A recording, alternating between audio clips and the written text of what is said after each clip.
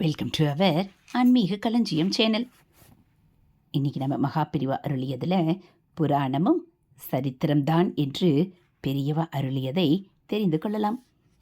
இக்கால படிப்பாளிகள் கிறிஸ்துவுக்கு பிறகு ஒரு 2000 வருஷத்துக்குள் நடந்தது தவிர மற்ற எதையும் புராணங்களில் சொல்லியிருப்பவைகளை ஹிஸ்டரியாக மதிப்பதில்லை.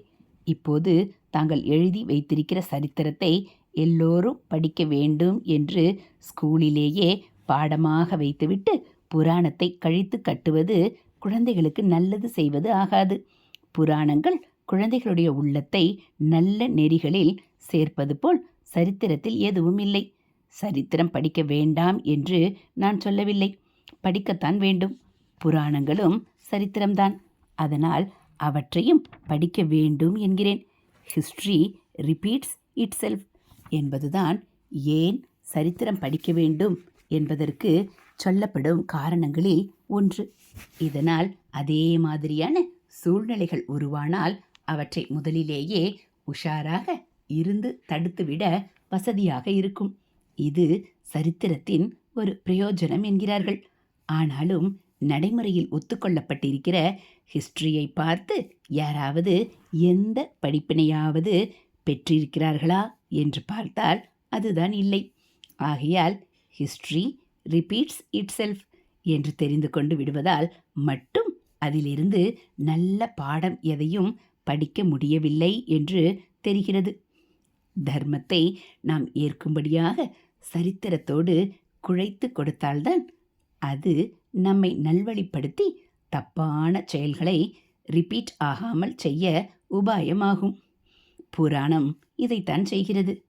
ஒரு கஜினியோ ஹிட்லரோ இந்த பூமியில் வாழ்ந்த காலம் வரை கொடி கட்டித்தான் பறந்தார்கள் என்றாலும் உயிர் போன பின் அவர்களுக்கு நரகவாசமா நீசமான மறுஜென்மமா என்று விசாரித்து சொல்லும் சக்தி ஹிஸ்டரி நிபுணர்களுக்கு கிடையாது. அதனால்தான் ஹிஸ்டரியில் பார்க்கிறவர்கள் வாழ்க்கையில் இருந்து பாப புண்ணியங்களை பற்றி நாம் படிப்பினை பெற முடிவதில்லை. புராணமும் சரித்திரம்தான் என்றாலும் அது பாப புண்ணியங்களில் ஜனங்களுக்கு பாடம் கற்பித்து அவர்களை தர்மத்தில் செலுத்தும்படியான வரலாறுகளை மட்டும் செலக்ட் பண்ணி கொடுக்கிறது. சந்திர வம்சம் சூரிய வம்சம் என்பது போல புராணங்களிலும் ராஜாக்களின் பரம்பரை சொல்லி இருக்கும்.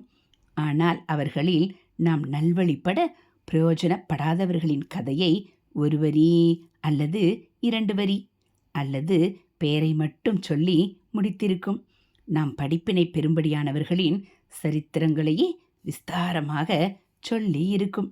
புராணங்களை பார்த்தால் அந்த கால அரசியல் மட்டுமின்றி கல்ச்சுரல் லைஃப், கலாச்சார வாழ்வு, அக்கால வித்தைகள், சயின்ஸ்கள் எல்லாவற்றையும் பற்றி தெரிந்து கொள்ள முடிகிறது. அவற்றில் முக்கியமாக சொல்லப்படுவதோ தர்மங்களும் ஆத்தியாத்மிக சேமமும் ஆகும். ஹரஹர சங்கர, ஜெய ஜெய சங்கர. இது புராணங்கள் பாடங்கள் கற்பிப்பதை கூறிய மகா பெரியவாளின் அறிவுரை. இதுபோல் மகா பெரிவா அருளுரைகளை நீங்கள் தினந்தோறும் கேட்கணும் அப்படின்னா மறக்காமல் நம்ம சேனலை சப்ஸ்கிரைப் பண்ணுங்கள். கூடவே பெல் ஐகானை கிளிக் பண்ணி ஆளுங்கிற பட்டனையும் அழுத்திடுங்க. நம்ம சேனலில் வரக்கூடிய தெய்வத்தின் குரல் பகுதிகள், மகாபிரிவா மகிமை, மகாபிரிவா அருள்வாக்கு, ஆன்மீக தகவல்கள் எல்லாம் உங்களுக்கு பிடிச்சிருந்தா ஒரு லைக்கும் கமெண்ட்டும் கொடுத்து உங்களுக்கு தெரிஞ்சவங்களுக்கும் ஷேர் பண்ணுங்கள். ஹரஹர சங்கர, ஜெய ஜெய சங்கர. ஹரஹர சங்கர, ஜெய ஜெய சங்கர. மகாபெரியவா சரணம்.